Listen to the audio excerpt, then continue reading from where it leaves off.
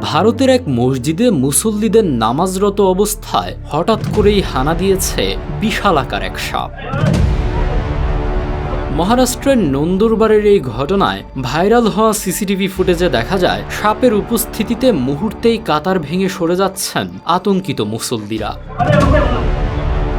ভিডিওটি ভাইরাল হতেই এক্স প্ল্যাটফর্মে শুরু হয়েছে তুমুল বিতর্ক।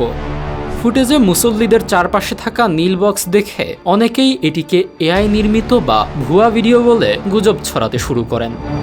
তবে প্রযুক্তি বিশেষজ্ঞরা নিশ্চিত করেছেন ভিডিওটি সম্পূর্ণ আসল।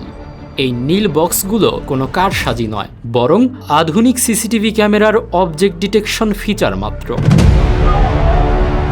প্রচণ্ড গরমে এর আগেও সৌদি আরব, মালয়েশিয়ার মসজিদে সাপ ঢোকার নজির রয়েছে। এটিও তেমনই একটি প্রাকৃতিক বিপত্তি। পরবর্তীতে সাপটিকে নিরাপদে উদ্ধার করে লোকালয় থেকে দূরে সরিয়ে দেওয়া হয়েছে।